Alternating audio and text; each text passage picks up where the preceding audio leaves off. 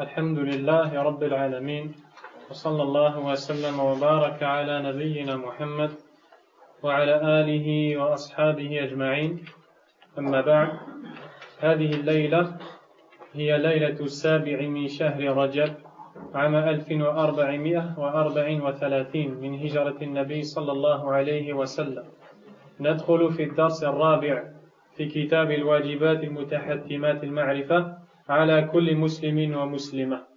Nous sommes, Inch'Allah, le 15 juin 2013 et nous entrons aujourd'hui dans le 4e cours de ce livre, les obligations que tout musulman et musulmane doivent impérativement connaître. Dans le cours passé, on a compris que kalimatu la ilaha illallah, c'est-à-dire la parole la ilaha illallah, a des conditions qui doivent être respectées. Donc, celui qui dit la ilaha illallah, la yantafi' hatta ya'mala bi shuruti hadhihi al-kalima.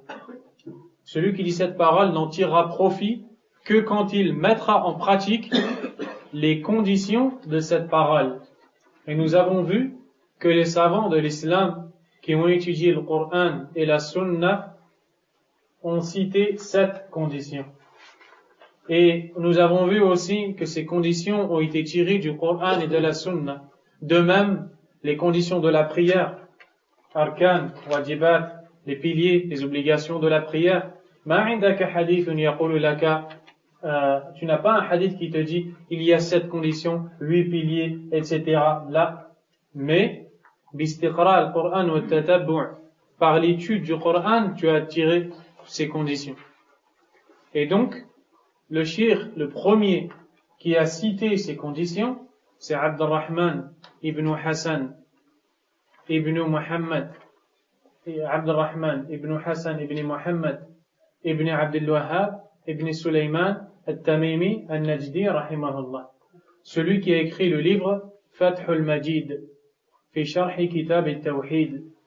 Dans le muqaddima de ce livre, c'est-à-dire dans l'introduction de ce livre, il a cité ces 7 conditions. Donc voilà pour ceux qui veulent savoir qui est le premier à avoir cité ces 7 conditions.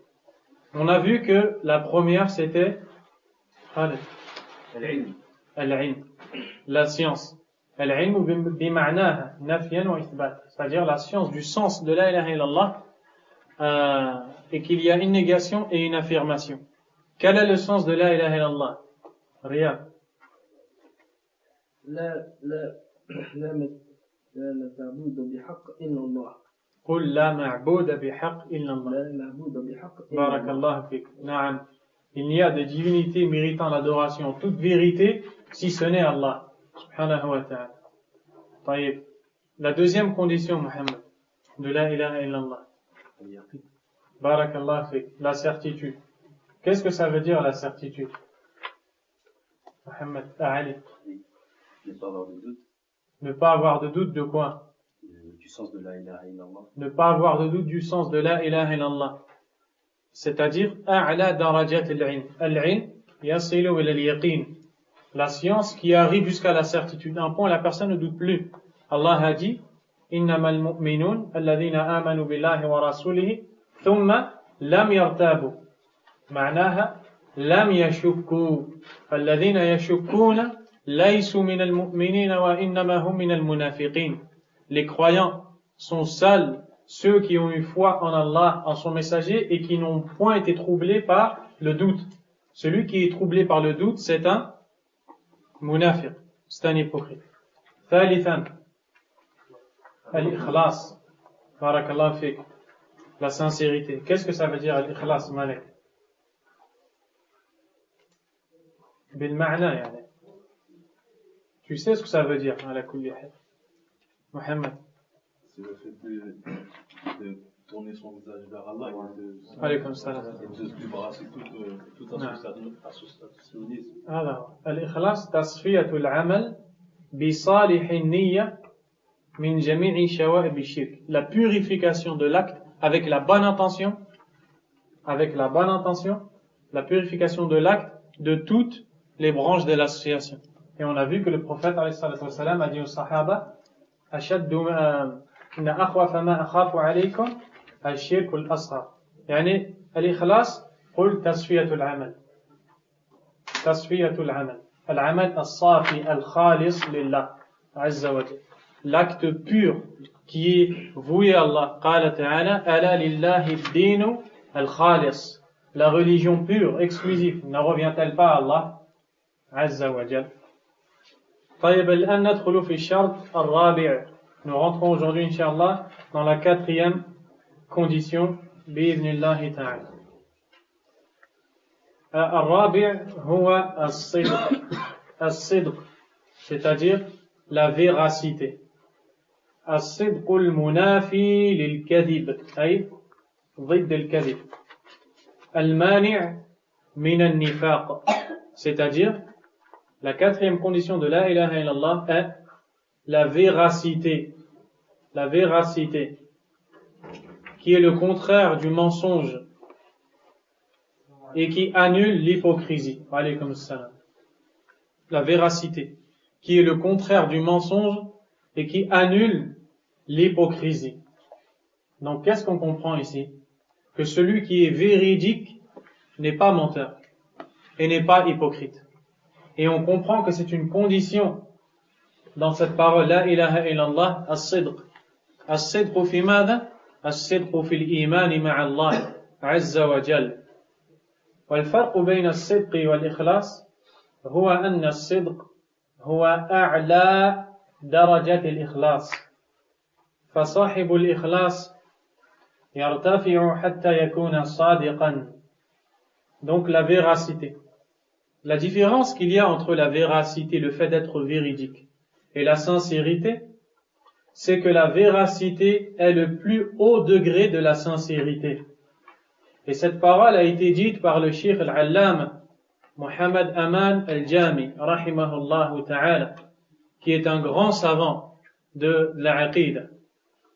Il dit dans l'explication de ce livre qui est entre nos mains que la véracité est le plus haut degré de la sincérité. Parce que dans la langue arabe, sadaqa, ces trois lettres dans la langue arabe, aslun yadullu ala quwwa. Wa ma'na as-sidq ay anna alladhi yasduqu ma'a Allah huwa qawiyyun fi iman, thabit. لذلك يقال صدق المرسلين يعني آمن بصدقهم ولم يشك في هذا كان قويا في اعتقاده. الصدق, la véracité, dans la langue arabe, ces trois lettres désignent la force. Et on a appelé en arabe celui qui est véridique sadiq, véridique avec le mot sadiq, parce que dans la véracité il y a une force. Il y a une force dans la foi de la personne.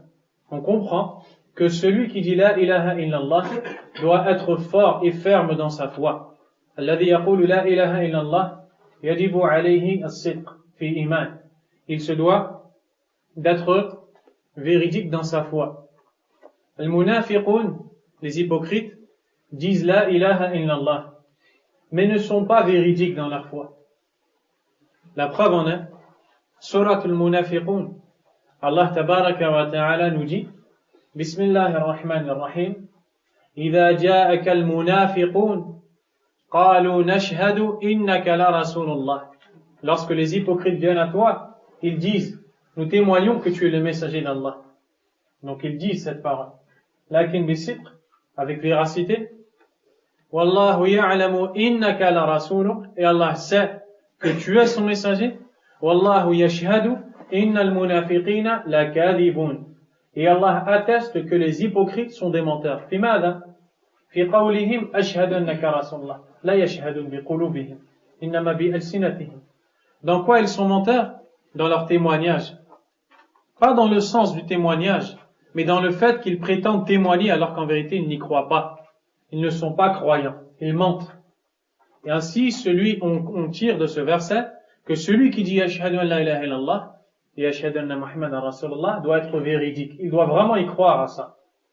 Alors il sera considéré comme un véridique. C'est donc la quatrième condition de la ilaha illallah. Quelles sont les preuves? ما هي أدلة هذا الشرط الذي هو الصدق؟ أولا Premièrement, Surat Al-Ankabut, la Surat l'araignée. Allah subhanahu wa ta'ala a dit, Bismillahirrahmanirrahim, Alif Lam Mim, Ahasiba an-nasu an yutraku an yaqulu amanna wa hum la yuftanun. Les gens pensent-ils qu'on va les laisser dire nous sommes croyants sans les éprouver? يعني يظنون أن الله يتركهم يشهدون لا إله إلا الله ولا عندهم ابتلاء ولا امتحان. Pense-t-il qu'Allah va les laisser prétendre être croyants, prétendre à la foi sans être éprouvés? وفي هذا حكمة الابتلاء. Et il y a dans ça la sagesse que renferme l'épreuve. Et Allah a dit وَلَقَدْ فَتَنَّا الَّذِينَ مِنْ قَبْلِهِمْ.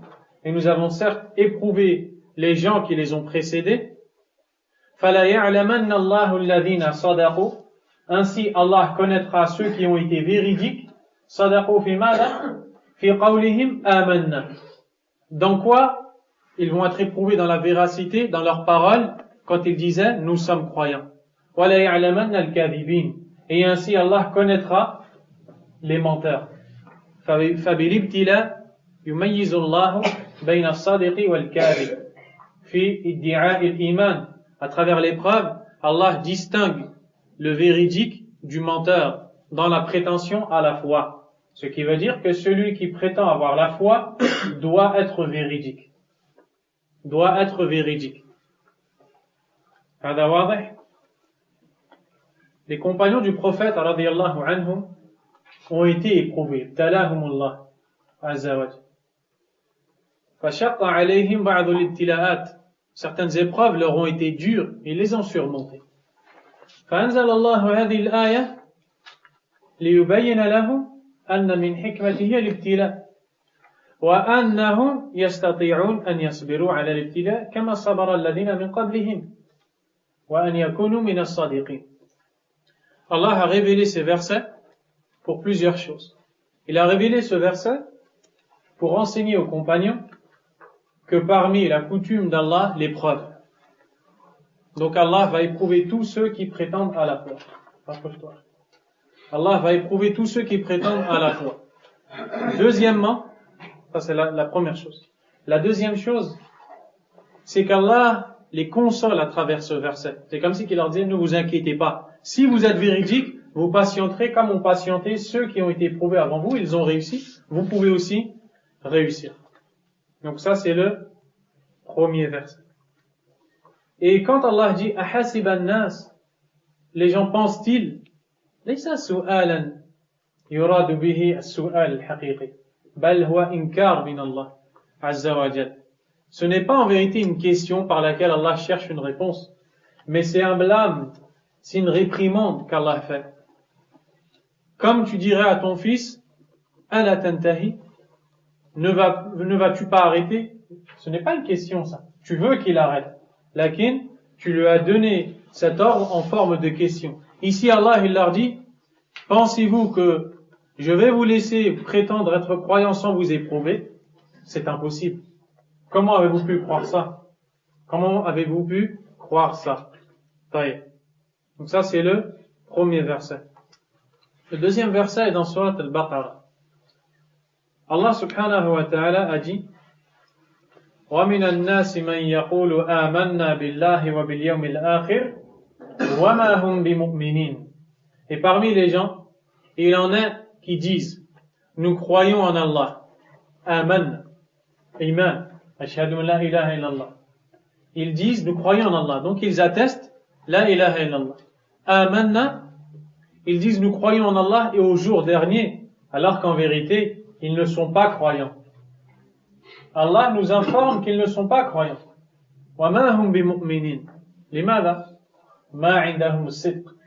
Ils ne sont pas véridiques quand ils disent la ilaha illallah, donc ils ne sont pas croyants. Et ici Allah dit يُخَادِعُونَ اللَّهَ وَالَّذِينَ آمَنُوا. Ils cherchent à tromper Allah et ceux qui ont eu la foi. وَمَا يَخْدَعُونَ إِلَّا أَنفُسَهُمْ. Et alors ils ne trompent qu'eux-mêmes. وَمَا يَشْعُرُونَ. En vérité, ils ne trompent qu'eux-mêmes et ils ne se rendent pas compte. Puis il dit فِي قُلُوبِهِمْ مَرَضٌ. Il y a dans leur dans leur cœur une maladie. Cette maladie, c'est la maladie des hypocrites la maladie que les hypocrites ont, qui est le doute. فَزَادَهُمُ اللَّهُ مَرَضًا. Allah a fait accroître leur maladie. Enlève le stylo de ta barbe. Donc, ici Allah Azza wa Jal dit Allah a fait accroître leur maladie. وَلَهُمْ عَذَابٌ أَلِيمٌ بِمَا كَانُوا يَكْذِبُونَ. Ils auront un châtiment douloureux à cause de leur mensonge. Donc, Allah Tabaraka wa Ta'ala ici nous parle des munafiqoun, des hypocrites. Ces hypocrites qui venaient dans la mosquée du prophète, alayhi salatu wassalam, en vérité, ils n'étaient pas croyants, ils n'y croyaient pas. Walakin, ils ont dit la ilaha illallah pour être épargnés des musulmans. Al-munafiqun zaharu fil Madina. Les hypocrites sont apparus à Médine et non pas à la Mecque. Parce qu'à Médine, les musulmans étaient forts. Les kuffars ne pouvaient donc pas persécuter les musulmans comme ils l'ont fait à Mecca. Au contraire, c'est eux qui étaient faibles. Alors ils étaient obligés pour se protéger de faire semblant qu'ils étaient musulmans. D'où les hypocrites. Donc ce sont des mécréants en vérité. Ils ne croyaient à rien des ordres d'Allah et du prophète, alayhi salatu wassalam. Mais ils prétendaient, ils disaient la ilaha illallah. Allah les a dévoilés dans le Coran et a dit qu'ils sont des hypocrites à cause de quoi? Du fait qu'ils ne sont pas véridiques dans leurs paroles. Donc celui qui dit ashhadu an la ilaha illallah doit être véridique avec Allah subhanahu wa ta'ala. Donc Allah azza wa jalla a dit il y a dans leur cœur une maladie qu'Allah fait accroître. Allah va rajouter de la maladie à ces gens-là. Et regardez, يخادعون الله والذين آمنوا وما يخدعون إلا أنفسهم وما يشعرون. Ils cherchent à tromper Allah et les croyants et ils ne trompent qu'eux-mêmes et ne se rendent pas compte. Comment? بلغوا يعني حدا من الجهل. Ils sont arrivés à une limite de l'ignorance telle que حتى ظنوا أنهم إذا قالوا لا إله إلا الله غروا الله وخدعوا الله وخدعوا رسول الله. Ils ont cru qu'ils allaient tromper Allah et son prophète alayhi salatu wassalam. Allah a dit, à cause de leur ignorance, ils ne trompent qu'eux-mêmes en vérité et ne s'en rendent pas compte. Fi tafsir Ibn Kathir, dans l'explication du Coran d'Ibn Kathir, le Cheikh Al-Allama Ibn Kathir rahimahullah, l'élève de l'imam Ibn Taymiyyah rahimahullah, nous dit Yawm al-Qiyamah, les hypocrites vont venir. Et ensuite il a cité surat al-Hadid, les versets où il y a ce qui va se passer avec les hypocrites.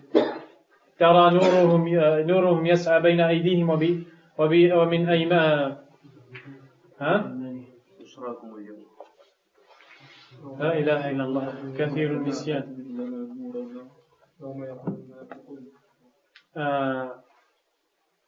Ala kulli hal, je peux me ramener un mushaf. Donne-moi un Coran. Donc, dans le sens du verset, al-dhanb yaj'aluka tansa. Retenez ça. La cause de l'oubli, c'est le péché. Plus la personne désobéit à Allah, donne-moi l'autre s'il te plaît, tu vois, c'est Hafs. Plus la personne désobéit à Allah subhanahu wa ta'ala, plus la personne oublie. Et l'imam al-Shafi'i rahimahullah ta'ala, un jour, il a oublié. Il est parti voir son cheikh Waqi' et il lui a dit j'oublie beaucoup. L'imam al-Shafi'i rahimahullah, quand il avait 2 feuilles dans sa main, pour pas mélanger tellement qu'il apprenait vite, il cachait une feuille avec une main et il lisait. Et un jour, il a oublié. Il a été voir Waqi'. Waqi' il lui a dit, l'imam Shafi'i il a dit shakawtu ila Waqi'i su'a hifdhi fa'arshadani ila tarki al-ma'asi wa akhbarani anna al-'ilma nurun wa nurullah la yu'tahu al-'asi. Je me suis plaint auprès de Waqi' du manque de mémorisation. Il m'a orienté vers une chose. Il m'a dit de délaisser les péchés. Et m'a enseigné que les péchés, que la science est une lumière et la lumière d'Allah n'est donnée qu'à celui qui délaisse les péchés. Mais on a beaucoup de péchés. Et c'est pour ça qu'on oublie beaucoup.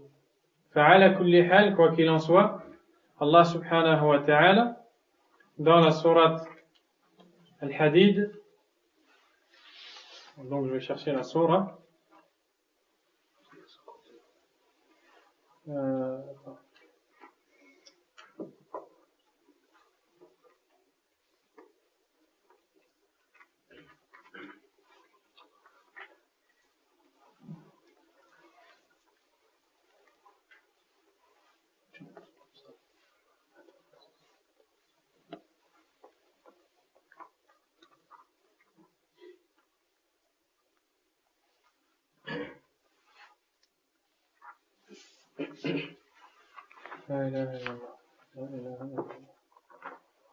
Allah tabaraka wa ta'ala dit يوم يقول المنافقون والمنافقات للذين آمنوا انظرونا يعني انتظرونا نقتبس من نوركم نأخذ من نوركم قيل ارجعوا وراءكم فالتمسوا نورا.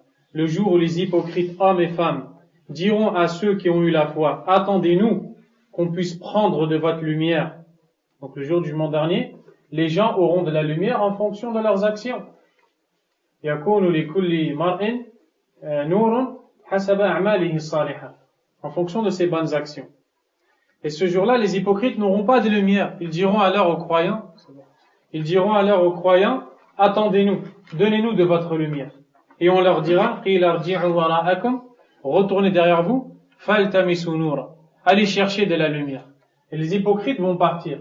Et quand ils vont partir, فَضُرِبَ بَيْنَهُمْ بِسُورٍ, on va mettre une barrière entre eux.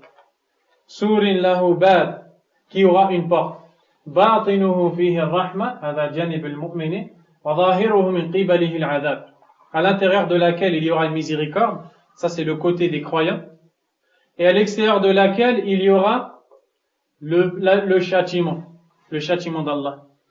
Ça c'est le tafsir de ce verset de Baqarah. وَمَا يَخْدَعُونَ إِلَّا أَنفُسَهُمْ وَمَا يَشْعُرُونَ, ils ne trompent qu'eux-mêmes alors qu'ils ne s'en rendent pas compte. Comment? Le jour du jugement dernier, Allah va les tromper. Quand ils ont cherché à tromper Allah, Allah va se venger d'eux yawm al-qiyam. Ils vont dire, donnez-nous de votre lumière. Les croyants vont leur dire, allez là-bas, il y a de la lumière. Ils vont y aller. Allah va mettre une barrière entre eux. Il y aura un côté des croyants, pour les croyants, qui sera plein de lumière. Et l'autre côté, il sera plein de ténèbres et de châtiments. C'est le tafsir de Al-Baqarah. Wal Qur'an yufassaru bil Qur'an. Donc jusqu'à la suite des versets, celui qui veut avoir plus, il lira les versets, Inch'Allah ta'ala. Donc ça c'est ce qui concerne le verset de Surat Al-Baqarah. Amma min as-sunnah, quant aux preuves de la sunnah, qui nous montre que sidq min shurut la ilaha illallah, que la véracité est une condition de la ilaha illallah, ma ja'a fi sahihayn, عن معاذ بن جبل رضي الله عنه عن النبي صلى الله عليه وسلم قال ما من أحد يشهد أن لا إله إلا الله وأن محمدا عبده ورسوله صدقا من قلبه إلا حرمه الله على النار. شرط صدقا من قلبه, فالذي لا يقول هذا صدقا من قلبه لا يحرمه الله على النار. Le prophète sallallahu alayhi wa sallam dit, pas une personne n'atteste qu'il n'y a nulle divinité méritant d'être adorée en dehors d'Allah et que Muhammad est son serviteur et messager, véridiquement de son cœur, sans qu'Allah ne l'interdise au feu. Ce qui veut dire que celui qui dit la ilaha illallah, Muhammad Rasulullah, et qui est véridique avec Allah, subhanahu wa ta'ala, Allah va le protéger du feu. Et celui qui dit cette parole et qui n'est pas véridique avec Allah, tabaraka wa ta'ala, il n'est pas concerné par cette protection qu'Allah lui accordera contre le feu. Donc ce hadith, il a été rapporté par Mu'adh ibn Jabal. Le prophète sallallahu alayhi wa sallam lui a dit, Ya Mu'adh, ô Mu'adh. Mu'adh a dit, Labbayka ya Rasulallah. Me voici au messager d'Allah. Wa sa'dayk. Qala ya Mu'adh. Il dit, ô Mu'adh. Le prophète alayhi wa sallam lui réitère, ô Mu'adh. Mu'adh lui dit, Labbayka ya Rasulallah wa sa'dayk. Me voici au messager d'Allah. Et alors le prophète sallallahu alayhi wa sallam lui donne cette information. Ça, c'est clair. Ça, c'est la base d'être véridique dans cette parole. Découle de cela la véracité dans la religion, la véracité dans l'obéissance, dans la constance, dans les ordres d'Allah subhanahu wa ta'ala. Mithalu dhalik. Un exemple de cela. Alladhi yusalli as-salawat al-khams da'iman fi buyutillah tabaraka wa ta'ala. Celui qui prie les 5 prières de manière constante dans la mosquée d'Allah, dans la maison d'Allah tabaraka wa ta'ala, cela est une preuve de la véracité. Pourquoi? Car la véracité, c'est ce qui te pousse à patienter dans l'obéissance d'Allah subhanahu wa ta'ala. Donc si tu as l'envie de prier à la mosquée tout le temps, eh bien c'est une preuve de la véracité de la personne. Car ne fait ça que celui qui est véridique. Ne fait ça, incha'Allah, que celui qui est véridique. فَالصِّدْقُ يَجْعَلُكَ تَثْبُتُ عَلَى أَمْرِ اللَّهِ تَبَارَكَ وَتَعَالَى وَالْكَذِبُ يَجْعَلُكَ مُتَذَبِّبًا. Alors que le mensonge fait de toi une personne qui n'est pas stable. La ilaha ula wa la ilaha ula. Mudhabdhabina bayna dhalika la ilaha ula wa la ilaha ula. Munafiqun. Les hypocrites, Allah nous dit, ils sont instables entre eux. Ils ne sont ni avec ceux-ci, ni avec ceux-là. Ils ne sont ni avec les croyants, ni avec les mécréants. Ils doutent de partout, les hypocrites. Alors que le croyant, lui, il est thabit. Il est ferme. Et le musulman doit être véridique dans sa religion. Il doit même être véridique dans ses paroles et dans tout ce qu'Allah tabaraka wa ta'ala lui demande de faire. Allah a dit, Ya ayyuhalladhina amanu taqullah, vous qui avez eu la foi, craignez Allah, wa kunu ma'as sadiqin, et soyez avec les véridiques. Et celui qui veut voir man arada an yara mithalan fi as-sidq falyaqra qissata tawbati Ka'b ibn Malik radiyallahu anhu, qu'il lise dans Sahih al-Bukhari l'histoire du repentir de Ka'b ibn Malik radiyallahu anhu. Et c'est de lui qu'Allah parle quand il dit wa kunu ma'a as-sadiqin. Ça c'est la 4e condition de la ilaha illallah. Maintenant il y a une 5e condition. Donc on voit que tout ce qu'on a vu, ce n'est pas suffisant tant qu'on n'est pas arrivé à la 7e et qu'on ne les a pas toutes mises en pratique. D'accord? La personne qui est musulmane, ce n'est pas suffisant d'être musulman pour prier. Il y a une autre condition. Il faut faire les ablutions. Le musulman qui fait l'ablution n'a pas encore tout pour prier. Il faut être en face de la qibla. Le musulman qui a les ablutions, qui est en face de la qibla, n'a pas encore tout. Il manque. Eh bien, c'est la même chose ici. On a vu 4 conditions, mais il y a une 5e. Et sachez que la 5e condition, c'est la plus importante. Car en vérité, c'est la plus grande de toutes les ibadat. Wa huwa al-lubbu tawhid. C'est la base, le cœur du tawhid d'Allah. Tabaraka wa ta'ala. Al-shart al-khamis, la 5e condition, mahabbatu hadhihi al-kalima wa ma dallat alayh. La 5e condition, l'amour de cette parole et de ce qui en découle. وَالسُّرُورُ بِذَلِكَ. L'amour de cette parole la ilaha illallah et de tout ce qui va découler de la ilaha illallah. L'amour de Muhammad Rasulullah alayhi salatu wassalam et tout ce qui va découler de cette parole. Tout ce qui vient d'Allah et tout ce qui vient du prophète sallallahu alayhi wa sallam doit être aimé par le croyant. Et donc, c'est une balance sur laquelle on va peser l'amour que prétend chaque croyant. كل من يدعي محبة الله فليزن محبته في ميزان اتباعه لأمر الله تبارك وتعالى. Donc l'amour de cette parole, il est obligatoire à chaque croyant d'aimer cette parole et d'aimer ce qui en découle. Et nous allons en voir les preuves. Avant, Allah tabaraka wa ta'ala nous dit dans sourate Ali Imran, donc la sourate 3 du Coran, quand les gens ont prétendu qu'ils aimaient Allah, subhanahu wa ta'ala, ils ont dit, Nahnu nuhibbu Allah, nous on aime Allah, nous aimons Allah. Allah a révélé un verset dans lequel il a dit, Qul in kuntum tuhibbun Allah, dit, si vraiment vous aimez Allah, fattabi'uni, suivez-moi donc. Yuhibbukum Allah, Allah vous aimera alors. Wa yaghfir lakum dhunubakum, et vous pardonnera vos péchés. Wallahu ghafurur rahim, et Allah est pardonneur et miséricordieux. Donc ici, on voit quelle est la preuve de l'amour d'Allah. Celui qui aime Allah subhanahu wa ta'ala doit suivre le prophète sallallahu alayhi wa sallam. Sinon, il est menteur. Sinon, il est menteur. Donc, le musulman se doit d'aimer Allah subhanahu wa ta'ala.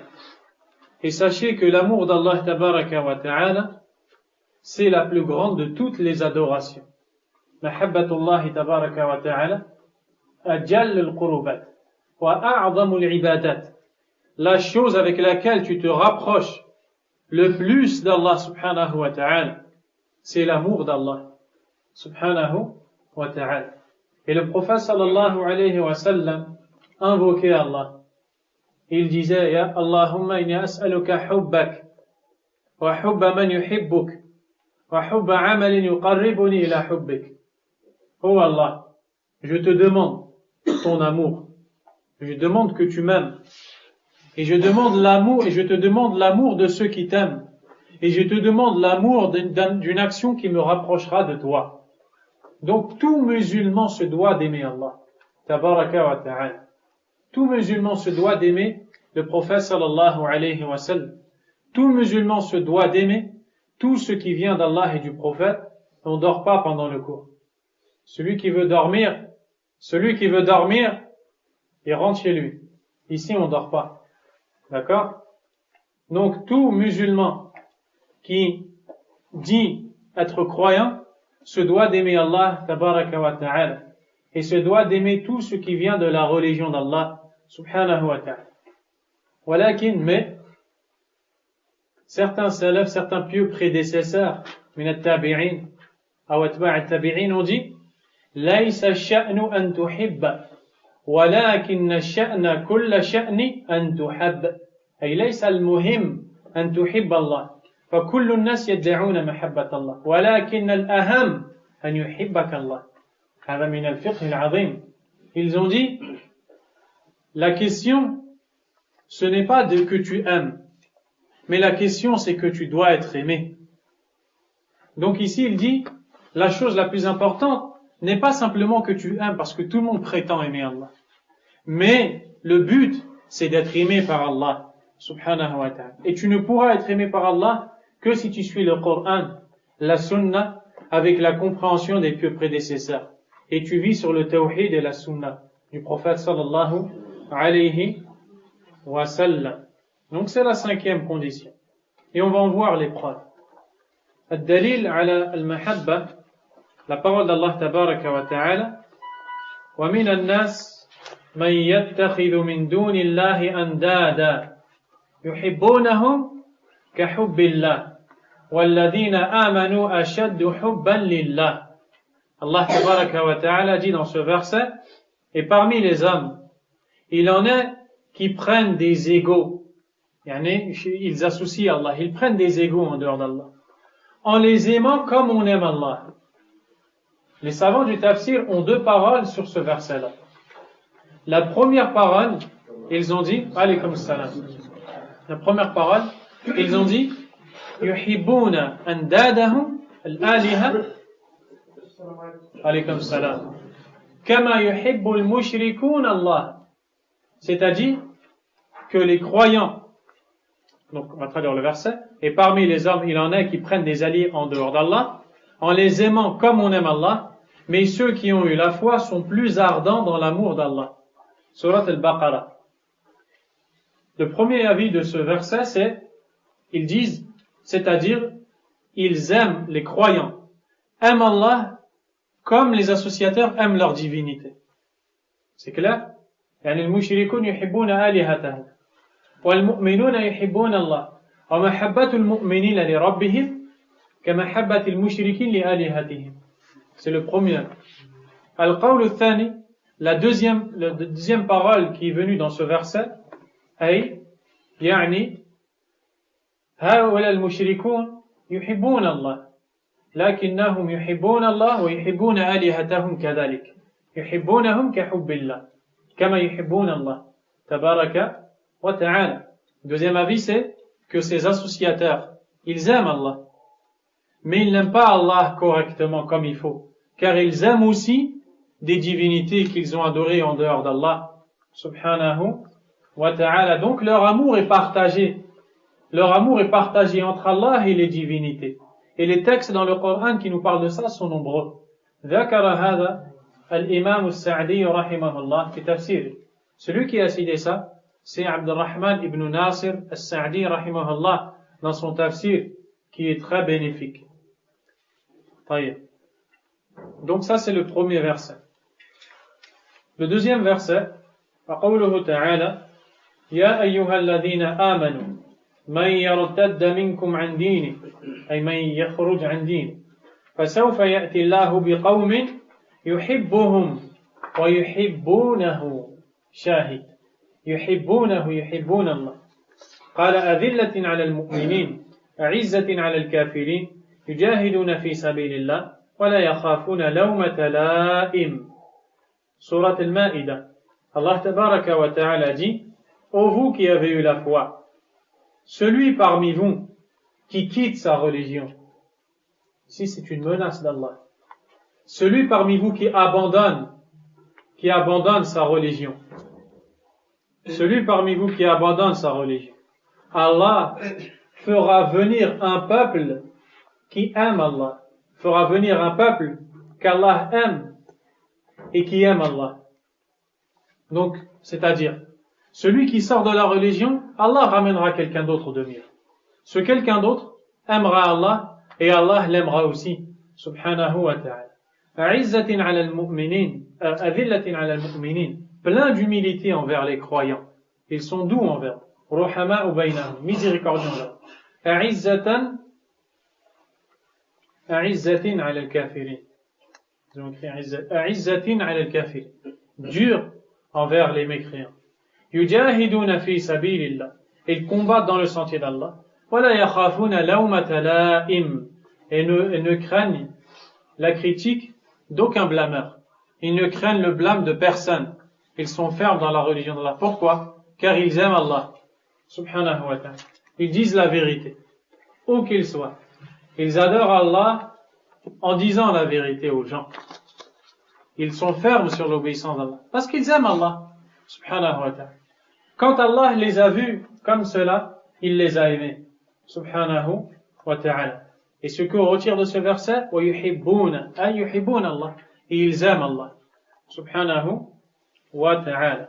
Donc ici on voit l'obligation d'aimer la ilaha illallah, l'obligation d'aimer cette parole et tout ce qui découle de cette parole.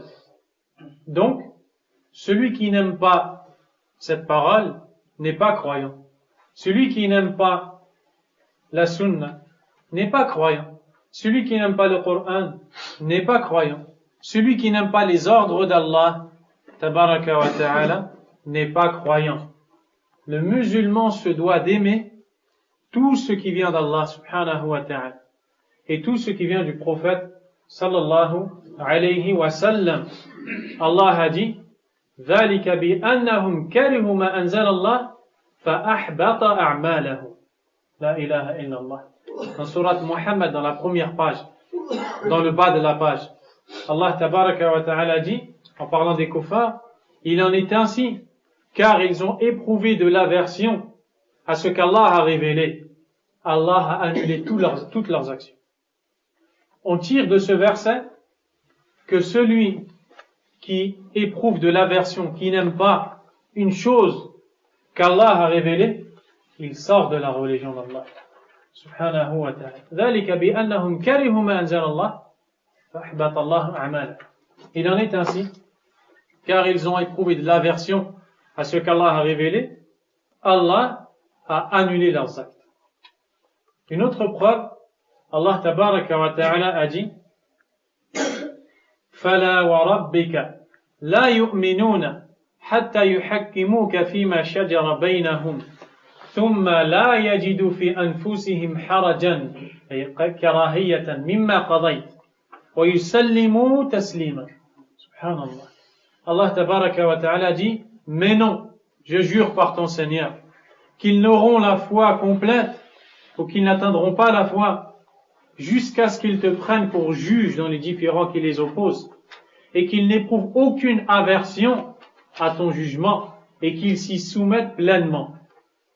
Ça veut dire quoi? Ça veut dire que tu dois suivre le prophète sallallahu alayhi wa sallam, mais pas juste parce que c'est obligé, tu dois aimer le faire. Donc, beaucoup de musulmans obéissent à Allah en apparence, ils mettent en pratique,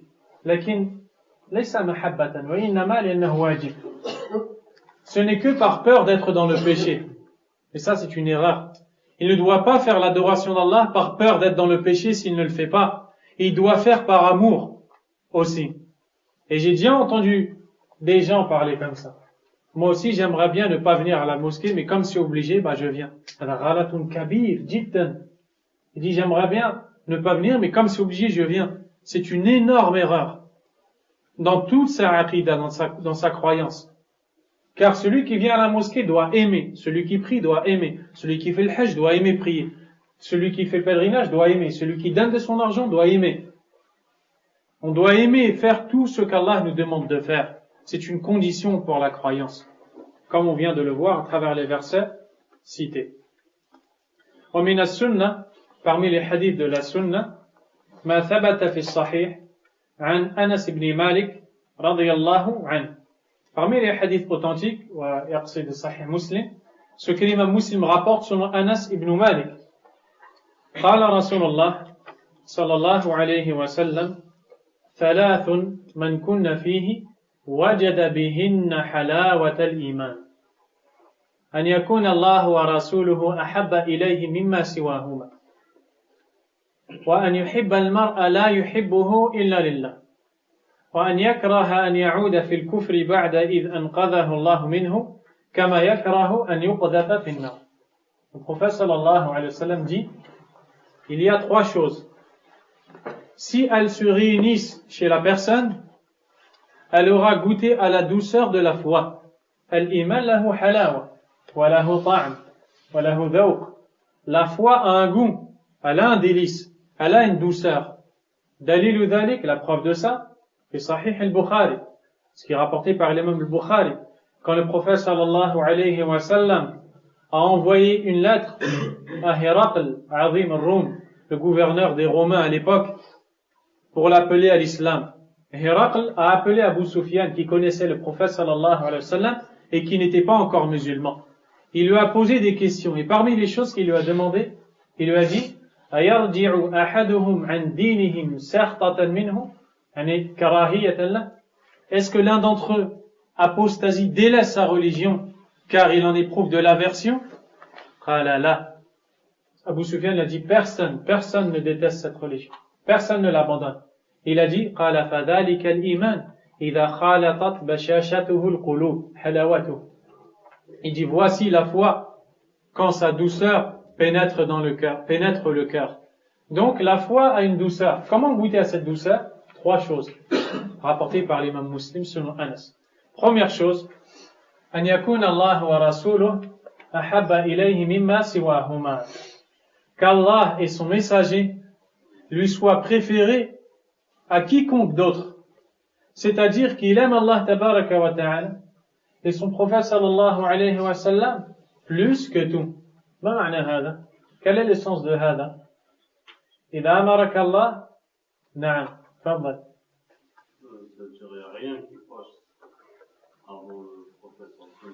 Il n'y a rien qui passe avant Allah tabaraka wa ta'ala, le prophète sallallahu alayhi wa sallam. Donc, quand Allah te donne un ordre et quelqu'un d'autre te donne un ordre, tu fais passer l'ordre d'Allah avant. Subhanahu wa ta'ala. C'est ça le fait d'aimer Allah plus que tout. L'imam al-Nawawi rahimahullah a expliqué ce hadith. Et il a dit, هذا الحديث أصل عظيم من أصول هذا الدين. Ce hadith est une immense base des bases de la religion. لماذا? Pourquoi? Car la première chose qui est citée, c'est qu'Allah et son prophète, alayhi salatu wassalam, que tu les préfères à tout le monde. Donc que tu fais passer ses ordres avant les ordres de n'importe qui. Même si on te blâme, on te critique, on se moque de toi, tu t'accroches aux ordres d'Allah, tabaraka wa ta'ala. Tu suis la sunna du prophète sallallahu alayhi wa sallam, même si on va se moquer de toi, parce que tu aimes le prophète plus que tout le monde. Tu aimes le prophète plus que tout le monde, sallallahu alayhi wa sallam.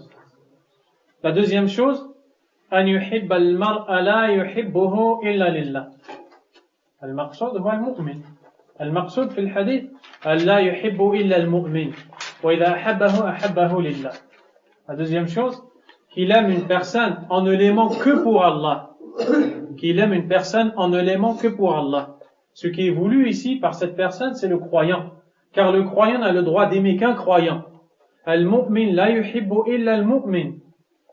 لأن الله تبارك وتعالى قال في كتابه الكريم إنه لا يحب الكافرين. Car Allah a dit dans son livre, le Coran, certes, il n'aime pas les mécréants. Subhanahu wa ta'ala. لماذا؟ لأن الكافر يحمل في قلبه مسبة الله تبارك وتعالى بكفره. Car le mécréant porte dans son cœur une insulte envers Allah, qui est la mécréance et l'association.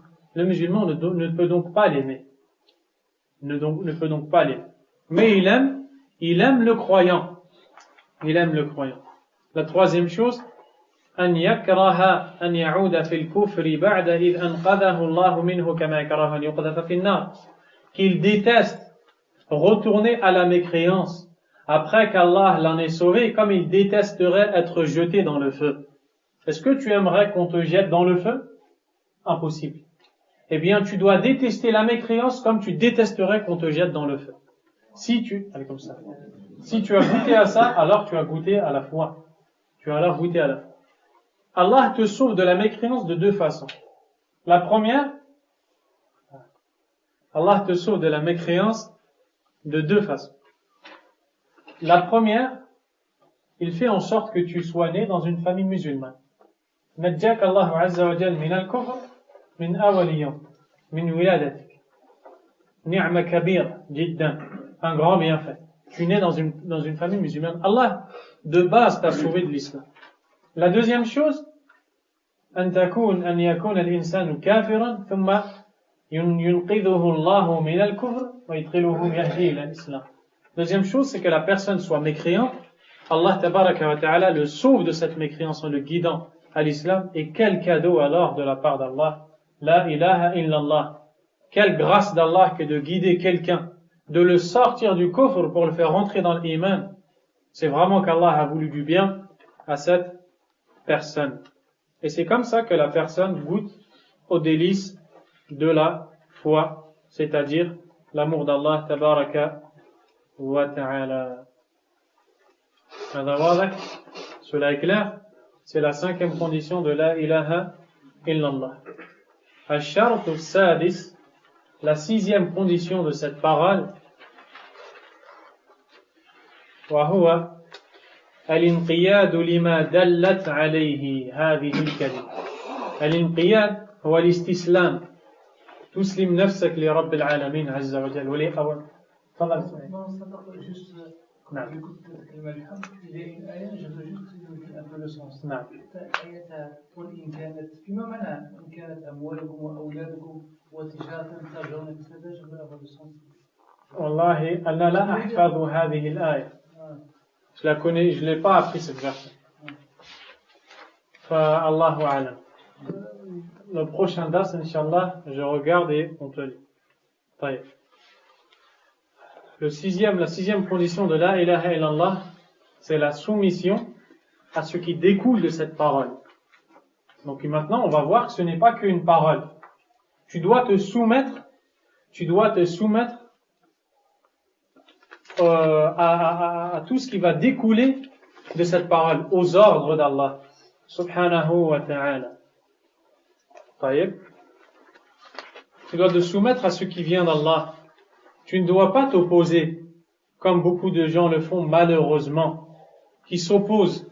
Ils disent aimer Allah Azza wa Jal ou le prophète sallallahu alayhi wa sallam, mais quand un ordre d'Allah descend ou vient qui ne leur plaît pas ou qui est contradictoire à leurs habitudes, tu les vois alors pleins d'aversion, parce que dans son pays on n'a pas l'habitude de faire ça, ou parce que son père ne lui a pas appris ça, ou son grand-père ou sa grand-mère, ou etc. Et ça arrive partout, chez beaucoup de gens. Ça, c'est une erreur. Ce qui passe avant tout, ça doit être l'ordre d'Allah et tu dois t'y soumettre. C'est une condition pour la foi authentique. هذا واضح? C'est clair, Inch'Allah.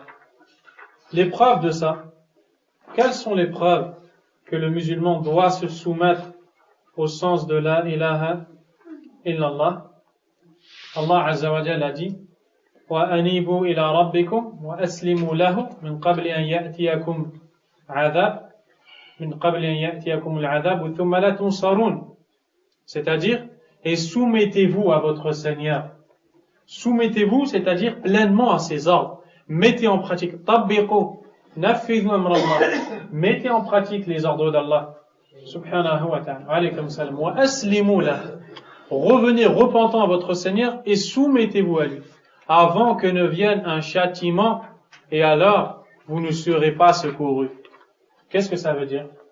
Ça veut dire que celui qui ne se soumet pas ne sera pas protégé du châtiment d'Allah subhanahu wa ta'ala. Et istaslimu lahu wahdahu. C'est-à-dire soumettez-vous à lui uniquement subhanahu wa ta'ala. La deuxième preuve, la parole d'Allah, donc ce verset-là, il est dans Surat Az-Zumar. Et le deuxième verset dans Surat An-Nisa, Allah tabaraka wa ta'ala a dit وَمَنْ أَحْسَنُ دِينًا مِمَّنْ أَسْلَمَ وَجْهَهُ لِلَّهِ وَهُوَ مُحْسِنٌ. أسلم وجهه لله. معنى هذا استسلم استسلاما تاما كاملا لأمر الله عز وجل. Allah a dit dans le verset, et qui est meilleur en religion que celui qui a soumis son visage à Allah, tout en étant bienfaisant. Ici, le terme qui est employé, qui a soumis son visage à Allah. Ici, mubalagha fil istislam. كأنه أسلم وجهه لله حتى وجهه أسلمه لرب العالمين. Il a soumis son visage à Allah. Il s'est tellement rabaissé, humilié devant Allah, il s'est tellement soumis à Allah qu'il lui a même soumis son visage. Entièrement, il est à Allah. Subhanahu wa ta'ala. وهو محسن. والإحسان هنا اتباع السنة. Tout en étant bienfaisant, c'est-à-dire en suivant la sunna du prophète sallallahu alayhi wa sallam. طيب. Le troisième verset, وقوله تعالى ومن يسلم وجهه إلى الله وهو محسن فقد استمسك بالعروة الوثقى أي بلا إله إلا الله. Ici Allah Azza wa Jal nous dit, et celui qui soumet son visage à Allah tout en étant bienfaisant se sera accroché à l'anse la plus solide. Surat Luqman. C'est-à-dire que celui, et ici, ta'bir, l'expression en arabe, aslama wajhahu ila Allah azza wa jalla. Aqbala ala Allah, mala ila Allah, wa taraka ma siwa. C'est comme si qu'il s'est penché vers Allah, il a été vers Allah tabaraka wa ta'ala et a délaissé toute autre chose que lui, azza wa jalla. Celui qui soumet son visage vers Allah, tout en étant bienfaisant, se sera accroché à l'anse la plus solide, la corde la plus solide. Les savants ont dit, l'anse la plus solide, c'est la ilaha illallah. Le sens du verset, man istaslama li amrillah, faqad istamsaka bi la ilaha illallah, fi'lan.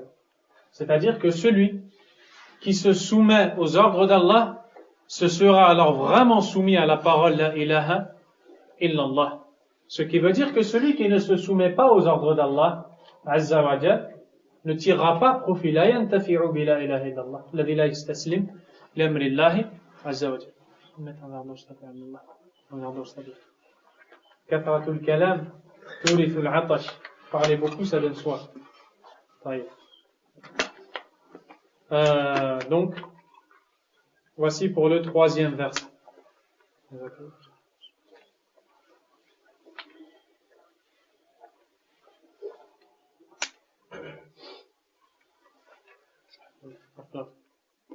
Le 4e verset. وقوله تعالى, c'est le verset qu'on vient de citer. فلا وربك لا يؤمنون حتى يحكموك فيما شجر بينهم ثم لا يجدوا في أنفسهم حرجا مما قضيت ويسلموا تسليما. Surat An-Nisa, le verset qu'on a cité juste avant. Mais non, je jure par ton Seigneur qu'ils ne seront pas croyants tant qu'ils ne te prennent pas pour juge dans les différends qui les opposent, puis qu'ils n'éprouvent aucune aversion en eux quant à ton jugement et qui se soumettent totalement. Donc, qu'est-ce que ça veut dire? Le verset ici, il est wadih. La yu'minun hatta yastaslimu lillahi. Ils ne seront croyants que quand ils se soumettront à tes ordres.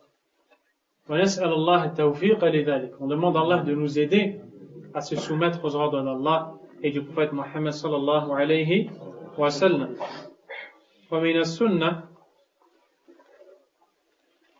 Le hadith qui a été cité ici, on va le lire, mais il a été jugé faible. Il a été jugé faible par l'imam al-Albani, par l'imam Muqbil ibn Hadi al-Wadi'i, rahimahullah. Le prophète sallallahu alayhi wa sallam, il est dit qu'il a dit La yu'minu ahadukum hatta yakuna hawahu tab'an lima ji'tu bih. الحديث ضعفه المحدثون من العلماء ولكن المعنى صحيح. Le hadith a été jugé faible, mais le sens est correct. Le sens est correct. C'est-à-dire, l'un d'entre vous ne sera pleinement croyant que quand sa passion suivra mon ordre. Yani que quand sa passion, al-hawa, ittiba' al-hawa yakunu fi sunnah. Yani même ses passions, c'est devenu la sunna. La personne qui aime le péché, qui aime le mal, qui est tentée, eh ben, elle devient tentée par la sunna et par l'obéissance d'Allah. Le hadith, il a été jugé faible, mais le sens, il est correct à 100%. Il est correct. À 100%. Et ceux parmi les savants qui ont cité la faiblesse de ce hadith, Al-Allama al-Hafidh ibn Rajab, rahimahullah, dans l'explication de l'Arba'in al-Nawawi. Donc il n'y a pas de problème par rapport au sens du hadith. Voici pour la 6e condition de la parole La ilaha illallah. Al-Shart al-Sabi', vas-y, je peux y aller. Al-Shart al-Sabi', la 7e condition pour cette parole, La ilaha illallah, Al-Qaboul, Al-Munafi, Lirrad, l'acceptation qui est le contraire du refus. L'acceptation qui est le contraire du refus. L'acceptation, c'est-à-dire que la personne doit accepter tout ce qui vient d'Allah. Elle ne doit pas que se soumettre. Ici, on a vu l'istislam, la différence qu'il y a entre la 6e et la 7e, donc la soumission et l'acceptation, c'est que la soumission, c'est dans l'apparence. Dans l'apparence, tu te soumets. Et l'acceptation, c'est dans le cœur. Ici, qu'est-ce qu'on apprend? On apprend que quand on se soumet, on ne se soumet pas qu'en apparence, on se soumet aussi dans le cœur. On veut la faire, cette chose-là. On se soumet à Allah dans le cœur avec la niyyah, avec l'intention. Vous voyez? Donc ça ne suffit pas de prier, d'obéir en apparence, mais il faut obéir dans le cœur. Il faut que le cœur soit soumis et qu'il accepte les ordres d'Allah subhanahu wa ta'ala. Donc c'est la 7e condition. Alaykum salam wa rahmatullah. Donc cette parole ne pourra tirer profit à la personne que quand la personne accepte dans son cœur les ordres d'Allah. Et bien entendu, en premier lieu, le-tawhid. فَلَا يَكُونُ الْإِنسَانُ مُؤْمِنًا حَتَّى يَقْبَلْ مَعْنَى لَا إِلَهَ إِلَّا اللَّهِ لَا مَعْبُودَ بِحَقٍّ إِلَّا اللَّهِ. Donc, la personne qui accepte que l'on adore autre qu'Allah n'est pas croyant. La personne qui accepte qu'on invoque autre qu'Allah Azza wa Jal n'est pas croyant. C'est donc une condition. Quelles sont les preuves? Mal adilla ala hada? Al-jawab. قوله تعالى, surat Az-Zukhruf, la parure ou l'embellissement, je ne sais pas comment ils ont traduit. Non, l'ornement, l'ornement. Allah tabaraka wa ta'ala a dit وَكَذَلِكَ مَا أَرْسَلْنَا مِنْ قَبْلِكَ فِي قَرْيَةٍ مِنْ نَذِيرٍ إِلَّا قَالَ مُتْرَفُوهَا أَغْنِيَاء هذه القبيلة إِنَّا وَجَدْنَا آبَاءَنَا على دين. كلمة أمة في القرآن لها معاني منها الدين. على أمة وإنا على آثارهم مقتدون نقتدي به. قال أولو جئتكم بأهدى مما وجدتم عليه آباءكم قالوا إنا بما أرسلتم به كافرون فما قبلوها فانتقمنا منهم فانظر كيف كان عاقبة المكذبين. سبحان الله. Allah Azza wa Jal dit, et ainsi nous n'avons pas envoyé avant toi. Il parle à qui? Au prophète sallallahu alayhi wa sallam, et c'est une leçon pour tout croyant qui va être sur les traces du prophète sallallahu alayhi wa sallam. Et ainsi nous n'avons pas envoyé avant toi de messagers dans une contrée ou d'avertisseurs dans une contrée sans que les gens aisés, les gens riches, les gens qui ont le kibr, qui ont l'orgueil, ne dirent nous avons trouvé nos ancêtres sur une religion et nous suivons leurs traces. Pourquoi allons-nous vous suivre? Pourquoi voulez-vous que l'on vous suive alors que nos ancêtres étaient déjà sur une religion? Nous devons donc rester sur leurs traces et ne pas vous suivre.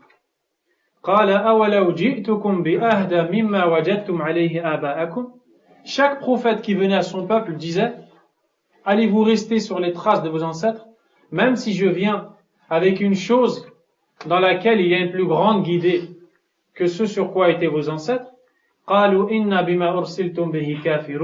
Ils dirent: nous mécroyons en ce avec quoi vous avez été envoyés. Donc on n'accepte pas votre parole. Nous nous sommes donc vengés d'eux. Allah s'est vengé d'eux. Car ils ont rejeté cette parole et ne l'ont pas acceptée. Regarde comment fut la fin des négateurs, de ceux qui ont démenti le prophète sallallahu alayhi wa sallam. الدليل الثاني, la deuxième preuve, قوله تعالى إنهم كانوا إذا قيل لهم لا إله إلا الله يستكبرون ويقولون أئنا لتاركوا آلهتنا لشاعر مجنون بل جاء بالحق وصدق المرسلين. Donc dans ce verset, Allah nous dit en parlant de Quraysh en premier lieu, puis tous ceux qui ressembleront à Quraysh. Allah dit, certes, quand on leur disait la ilaha illallah, ils s'enorgueillaient, ils s'enflaient d'orgueil. وَيَقُولُونَ, ils disaient, أَإِنَّا لَتَارِكُ آلِهَتِنَا لِشَاعِرٍ مَجْنُونَ, allons-nous délaisser nos divinités pour un poète fou? مع أن الأصل في الشاعر أن يكون في غاية من العقل لكن ضلالهم أدى بهم إلى هذا القول. Alors qu'à la base, le poète, c'est quelqu'un qui raisonne, car pour dire des vers poétiques et les réciter, il faut réfléchir et raisonner. Mais tellement qu'ils sont dans l'égarement, ils ont rassemblé deux choses qui ne se rassemblent pas. Ils ont dit un poète fou, alors que le poète, il est doué de raison normalement. Donc Allah Azza wa Jal a défendu son prophète sallallahu alayhi wa sallam en disant qu'au contraire, il est venu avec la vérité et il a attesté de la véracité des messagers qui l'ont précédé. Et ici, Allah tabaraka wa ta'ala nous parle de Quraysh, mais aussi de ceux qui ressemblent à Quraysh. فشاهد هذه الآية أن كفرهم بسبب ردهم هذه الكلمة. Ce que l'on retire de ce verset, c'est que la raison de leur mécréance, c'est le refus qu'ils avaient quant à cette parole, la ilaha illallah. ومن السنة ما ثبت في الصحيح وهو البخاري ومسلم كذلك عن أبي موسى رضي الله عنه. Donc ici, un hadith nous a été rapporté par le prophète sallallahu alayhi wa sallam, al-Bukhari Muslim selon Abu Musa al-Ash'ari radiyallahu anhu. Le prophète sallallahu alayhi wa sallam va nous donner un exemple, une parabole. يضرب لنا مثلا قال مثل ما بعثني الله به من الهدى والعلم كمثل الغيث الكثير والغيث هو المطر الغزير الغيث الكثير أصاب أرضا. Le prophète sallallahu alayhi wa sallam nous dit l'exemple de ceux avec quoi Allah m'a envoyé comme guidée et science est à l'image d'une pluie abondante qui est tombée sur une terre. Asaba ardan. هذا المطر أنزله الله تبارك وتعالى إلى هذه الأرض. فهذه الأرض انقسمت في قبولها أو عدم قبولها هذا الماء إلى ثلاثة أقسام. Cette terre, dans son acceptation ou refus de cette eau qui est tombée, s'est divisée en trois. Le prophète sallallahu alayhi wa sallam a dit فكان منها نقية قبلت الماء فأنبتت الكلأ والعشب الكثير. La première terre, c'est la terre qui est pure, qui a accepté l'eau. C'est une terre qui a accepté l'eau. Elle a donc fait pousser, ici on parle de la terre qui a avalé l'eau. La terre qui a avalé l'eau. Quand la pluie elle tombe, cette terre a avalé l'eau. Qu'est-ce qui s'est produit? Elle a fait pousser toutes sortes de plantations, des buissons et de la verdure. C'est la première terre. La deuxième terre, وَكَانَتْ مِنْهَا أَجَادِبْ أَمْسَكَتِ الْمَاء فَنَفَعَ اللَّهُ بِهَا النَّاسِ فَشَرِبُوا وَسَقَوْا وَزَرَعُوا. Donc il dit, ensuite cette eau est tombée sur une terre sèche. Cette terre-là, la différence entre celle-ci et la première, c'est qu'elle n'a pas avalé l'eau. Elle est sèche, l'eau est restée. Ça a fait comme un lac, une retenue d'eau. Qu'est-ce qui s'est passé? Allah Azza wa Jal a donné beaucoup d'utilité dans cette eau aux gens. Ils sont donc venus pour en boire, pour abreuver leurs animaux et pour se servir de cette eau pour leur cultivation. Donc la première terre, elle a accepté l'eau, elle l'a avalée et elle a fait pousser de la verdure. La deuxième terre, elle n'a pas avalé l'eau, elle l'a gardée et les gens en ont tiré profit. Comment? Ils ont bu, ils l'ont utilisé pour leurs bêtes, ils l'ont utilisé pour zira', pour la cultivation. وَأَصَابَ مِنْهَا طَائِفَةً أُخْرَى. Et cette même eau a touché une autre terre. إِنَّمَا هِيَ قِيعَانٌ لَا تُمْسِكُ مَاءً وَلَا تُنْبِتُ كَلَأً. La différence qu'il y a entre cette terre et les deux premières, c'est que cette terre, ce qu'on appelle en arabe une terre qi'an, c'est une terre, alaykum salam wa rahmatullah, c'est une terre qui ne retient pas l'eau. Donc l'eau elle part et il n'y a rien qui pousse. Il n'y a rien qui pousse. Le prophète sallallahu alayhi wa sallam yadribu al-mathal bima yafhamuhu al-qawm, donne un exemple selon ce que les gens comprennent. Ici les gens, les sahaba radiyallahu anhum, ya'ishuna fi az-zira'a, ils voient les champs, ils voient les cultivations et ils connaissent ces choses-là. Le prophète sallallahu alayhi wa sallam utilise ces exemples pour qu'ils comprennent. Car vous allez voir pourquoi il nous donne ces exemples-là. Donc, quand la pluie tombe, la terre se divise en trois. Il y a une terre qui boit l'eau et qui fait pousser des plantes. Une autre terre qui retient l'eau, les gens viennent en boire et l'utiliser. Et une autre terre qui ne retient pas l'eau et qui ne fait pas pousser de plantes.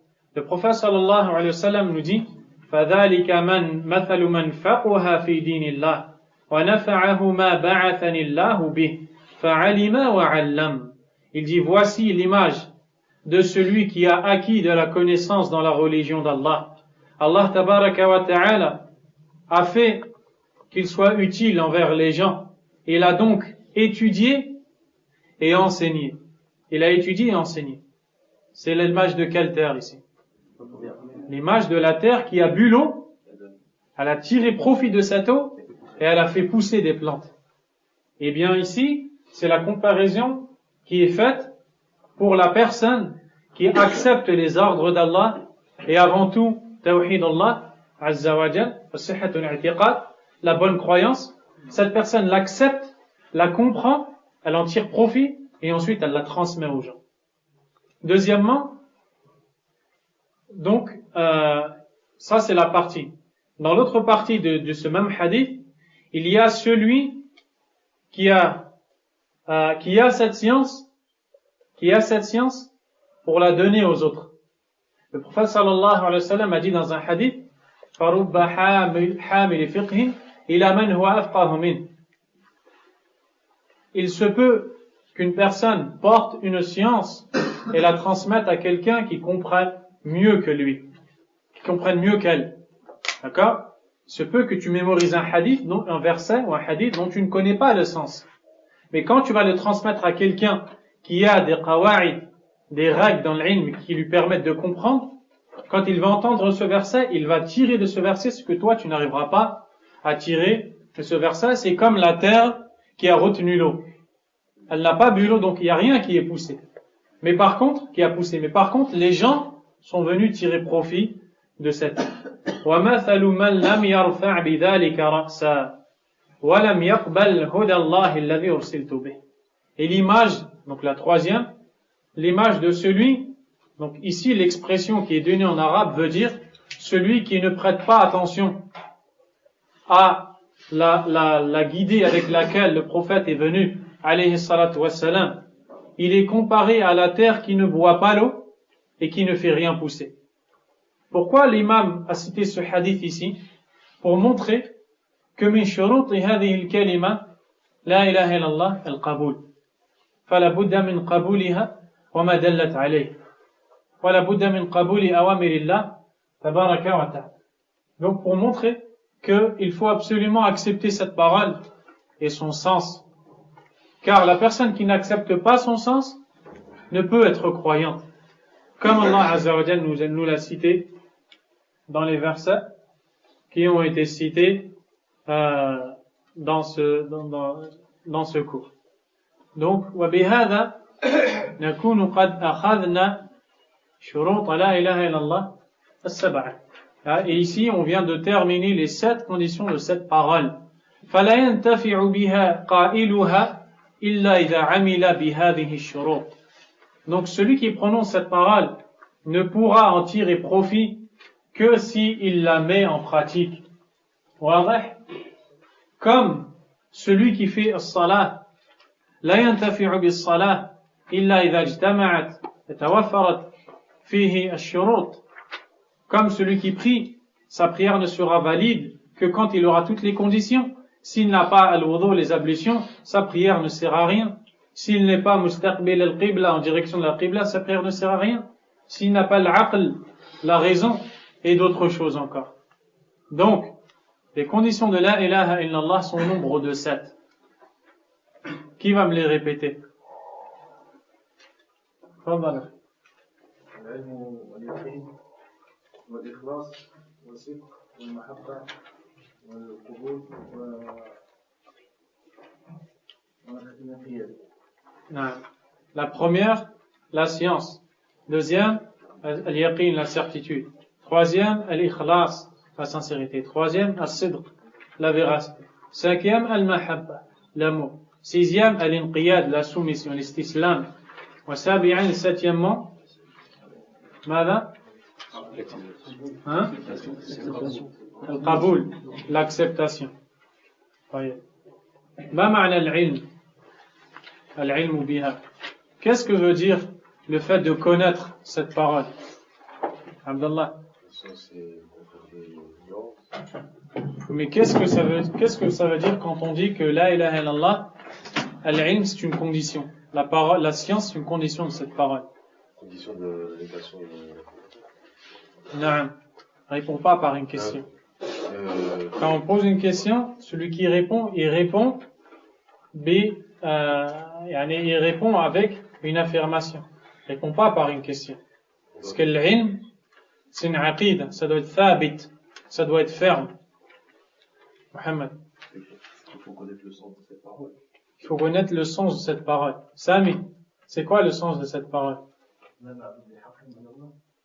طيب.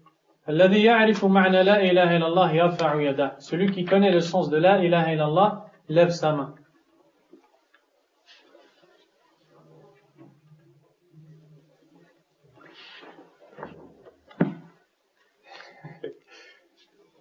Abdelaziz, il lève ça va parce qu'à chaque fois, on répète. طيب, alhamdulillah. La ma'bouda bihaqqin illa Allah. Il y a des divinités qui méritent l'adoration que Allah, subhanahu wa ta'ala. La deuxième condition, c'est l'yaqin, la certitude. Qu'est-ce que ça veut dire la certitude, Akhil Karim?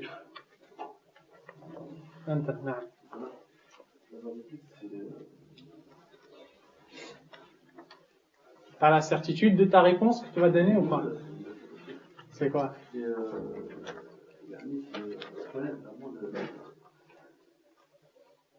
On connaît quoi? Tu connais, on dit la parole, mais on connaît.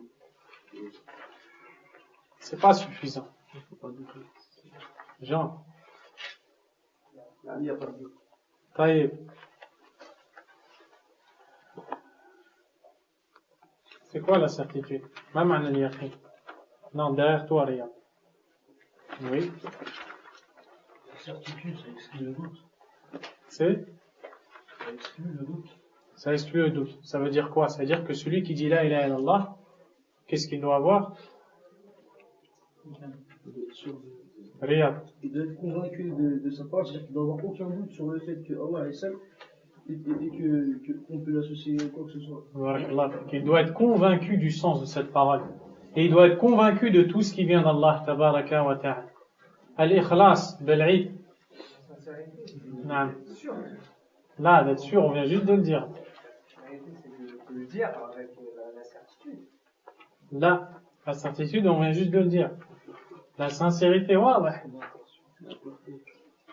C'est quoi? Tasfiyatul amal, la pureté de l'acte, la purification de l'acte, le fait d'être sincère envers Allah.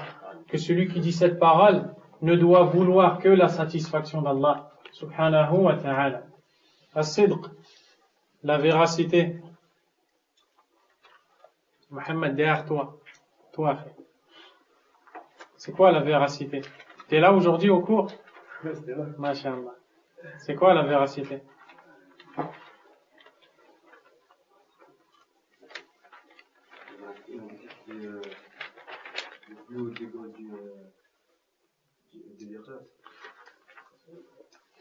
Les frères, on ne doit pas hésiter. Quand on répond à ces questions-là, on ne doit pas hésiter. Et toi, quand tu viens dans ce dars-là, tu dois venir avec ton qalb, avec ton cœur, avant de venir avec tes oreilles. Parce que tu es en train d'apprendre ce qui te fait sortir de l'enfer. Il ne faut pas hésiter.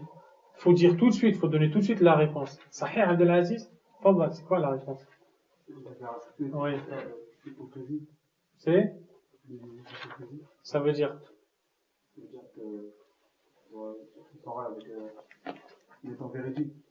C'est-à-dire? Malek, qu'est-ce qu'il veut dire Abdelaziz?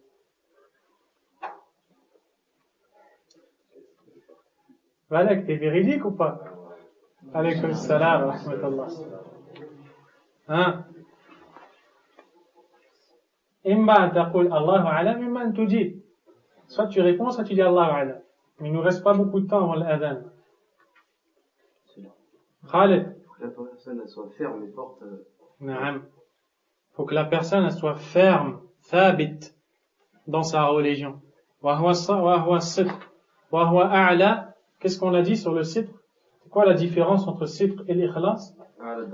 Hein? الصدق يدل على قوة. أعلى درجات الإخلاص. فلا يزال المسلم يخلص حتى يصل إلى الصدق مع الله عز وجل. Donc, c'est le plus haut degré de la véracité. C'est-à-dire que celui qui dit ashhadu an la ilaha illallah, il doit être véridique. طيب المحبة, l'amour. Le fait d'aimer cette parole et de tout ce qui en découle. Le fait d'aimer cette parole et tout ce qui en découle. Qu'est-ce qu'on a dit sur l'amour? On a dit. Al-akh. Derrière toi. Naam. C'est aimer tout ce qu'Allah tabaraka wa ta'ala il a révélé. Et avant tout, le sens de la parole la ilaha illallah. Azza wa jal. Taïb. Celui qui aime pas quelque chose qu'Allah tabaraka wa ta'ala il a révélé. Qu'est-ce qu'on dit de lui? Oui, toi, Ibrahim. Qu'est-ce qu'on dit de celui qui n'aime pas une chose du din? Na'am. Na'am, c'est du kufr. Car Allah a dit ذلك بأنهم كرهوا ما أنزل الله فأحبط أعمالهم, le verset qu'on a cité. طيب سادسا الانقياد, la soumission. Mohamed, c'est quoi la soumission? La solution totale à la parole d'Allah, ce qu'on écoute. طيب, la soumission totale aux ordres d'Allah et à tout ce qui vient d'Allah tabaraka wa ta'ala. Sami, c'est quoi la 7e condition? C'est l'acceptation. Demande au frère qui est assis à côté de toi, ça veut dire quoi?